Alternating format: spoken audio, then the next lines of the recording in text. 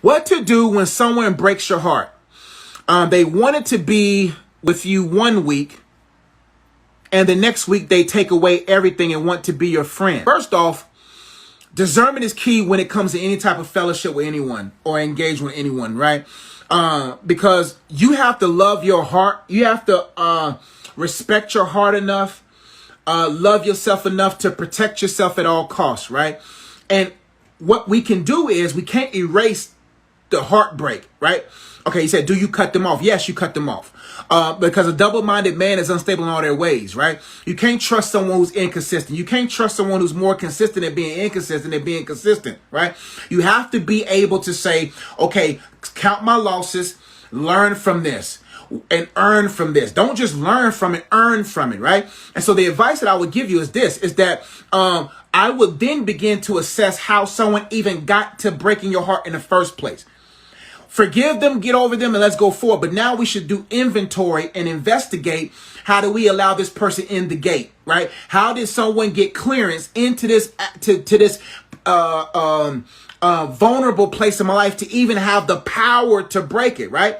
And oh yeah, that's right. And then they come around like did nothing happened. Those individuals, we live in such a lover of self culture. The Bible talks about that people will be lovers of themselves in these last days, right? And so when you have a lover of self type of culture, people don't even really know that they're hurting somebody's heart. People don't even know that they're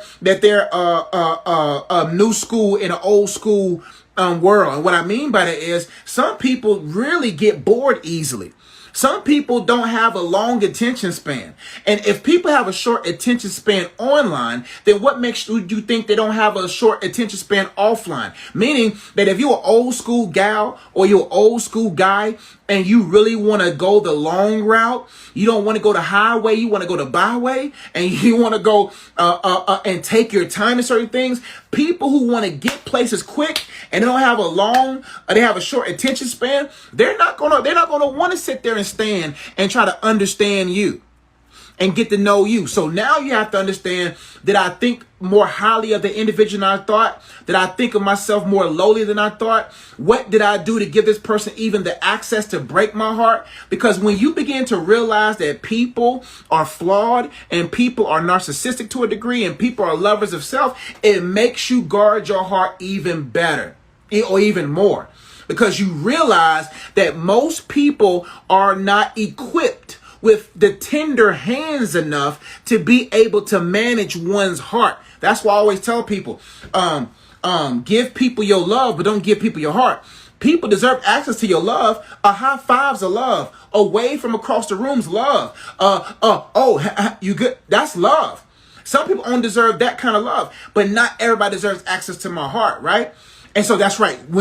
That's why when you feel like you have been off post, that's why you get back on the post. You know what I'm saying? You can't be no big man shooting threes. You got to get back on the post. You got to get back to what you built for, right? And don't beat yourself up. Even the greats have fallen. Jesus got betrayed, right? But the word of God also said that Jesus didn't entrust himself with everyone because he knew everyone's heart. He knew everyone's heart. He knew everyone's heart wasn't for him. And you have to realize the difference between those who only come to tend you as a tree versus those who come just for your shade and fruit. Some people only come for your shade and fruit. They only come for what you offer. But wait till winter comes. Wait till fall comes. And when you start losing your leaves and they no longer have shade and your fruit start drying up and what brought them to you is no longer there, those people gone. And so you have to realize that's just the world we live in. That's just how people are. And guard your heart at all costs. So now you gotta get a sheet of paper and investigate, how did this person get within the gate? How did I let them in? Was it because of my infatuation? Was it because of my impatience? Was it because I didn't do a thorough check? Is it because they seem like the Christian person? They seem like a good person? It's whatever. But at the same time, you got to assess, how sensitive am I to the Spirit of God?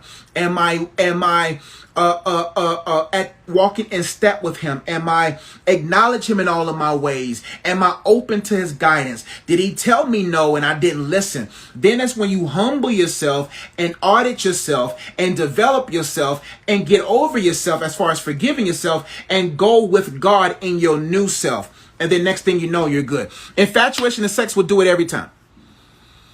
See, no sex and lust is better than sex that's in regards to love in a marriage. Nothing compares, because you know that person wants you. You know that person loves you for you, not for your assets. No pun intended. Right? So get some word, get into your word, understand infatuation, and become content in your singleness. Listen, one thing I tell people all the time, level up if you want to level up. Like, people are asking God to bring something to them. They're asking God, bring me my man, bring me my husband, bring me my wife, versus bring me up to my wife, bring me up to my husband, bring me up to this career, bring me up, meaning build me up, develop me to the person that's able to steward that level. Then you will see value in your singleness. Then you'll be like, oh, singleness is a gift. Marriage is not more of a gift than singleness. That's why people don't maximize the singleness, because they don't see singleness for what it really is. Singleness is a gift. It's a preparatory gift. It enables you to develop the character, the fortitude, the understanding you need to do what you got to do.